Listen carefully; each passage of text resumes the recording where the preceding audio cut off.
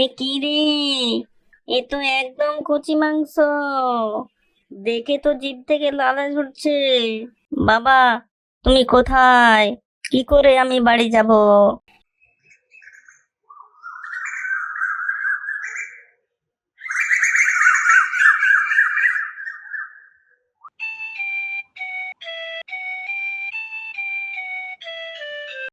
তুমি এখনো বেলা অবধি শুয়ে আছো? কাট কাটতে যাবে না? যাবো গিন্নি। শরীরটা একটু খারাপ লাগছে, তাই শুয়ে আছি। শরীর যখন খারাপ বলছো, তোমাকে আজকে আর কাট কাটতে যেতে হবে না। তাই বললে কি হয়? কাঠ আমাদের কাটতে যেতে হবে, না হলে আমাদের চলবে কি করে? তাহলে তুমি সোনুকে সাথে করে নিয়ে যাও। একা কাজে যেও না। এর আগে ও তো কোনোদিন জঙ্গলে কাঠ কাটতে যায়নি। ও কি পারবে? ও ঠিক পারবে। তাছাড়া কোনো না কোনোদিন ওকে তো জঙ্গলে যেতে হবে। ও আগের থেকে কিছু জানো?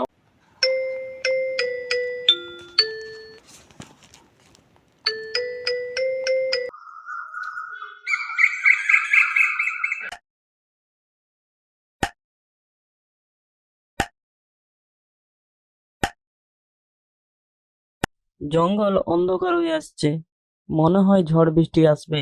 আর কয়েকটা কাঠ কেটে নিয়ে আমাদের বাড়ি চলে যেতে হবে। হ্যাঁ বাবা। ঝড় উঠছে, শোনো, দৌড়ে তাড়াতাড়ি ঘর পালিয়ে চলো। দৌড়াও বাবা, দৌড়াও। বাবা তো খুব জোরে জোরে দৌড়চ্ছে। আমি তো বাবার সঙ্গে পেরে উঠতে পারছি না। বাবাকে তো দেখতে পাচ্ছি না। মনে হয় আমি ছুটতে ছুটতে ভুল রাস্তায় চলে এসেছি। এবার আমি কি করব? বাবা, তুমি কোথায়? কোথায় গেলে আমাকে ছেড়ে দিয়ে? আরে, সোনু কোথায় গেল? সোনুকে দেখতে পাচ্ছি না।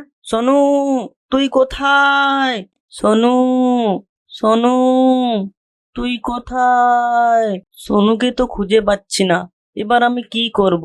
ঘরে যে শ্যামলকে কি উত্তর দেব? বাবা, তুমি কোথায়?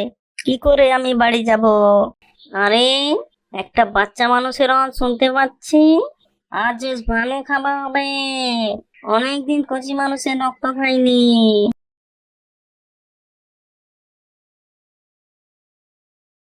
এ কি রে?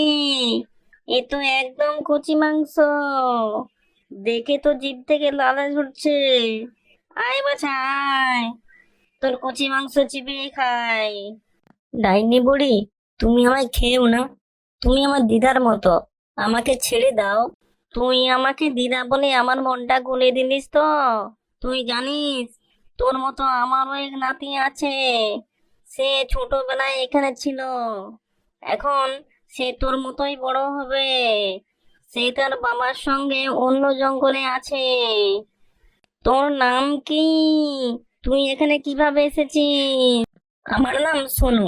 আমি আমার বাবার সঙ্গে কাঠ কাটতে এসেছিলাম, কিন্তু ঝড় ওঠায় আমরা একে অপরের থেকে আলাদা হয়ে আমি এখানে চলে আসি। তুই তো এখন অনেক ছোট রে। তবুও তুই এখন কাঠ কাটতে এসেছিস? আমরা খুব গরিব। আমাদের প্রতিদিন কাজ না করলে আমাদের চলে না। বাবার শরীর খারাপ। বাবাকে সাহায্য করতে এসেছিলাম। তুই যখন আমাকে দিদা বলে ডেকেছিস, এখন থেকে তোর সব দায়িত্ব আমার। আমি তোকে বাড়ি পৌঁছে দেব। তুই ভয় পাস না।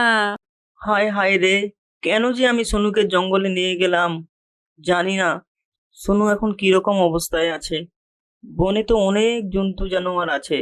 হে ভগবান, তুমি আমার ছেলেটাকে রক্ষা করো, ওর যেন কিছু না হয়। তুমি আরেকবার জঙ্গলে যাও। সেখানে গিয়ে তুমি ভালো করে খোঁজ করো। তুমি যে কোনো উপায়ে আমার সোনুকে তুমি আমার কাছে নিয়ে আসো। শোনো বাবা, তুই ফিরে এসেছিস। কোথায় চলে গিয়েছিলিস? তোর বাবা তোকে খুঁজে পায়নি।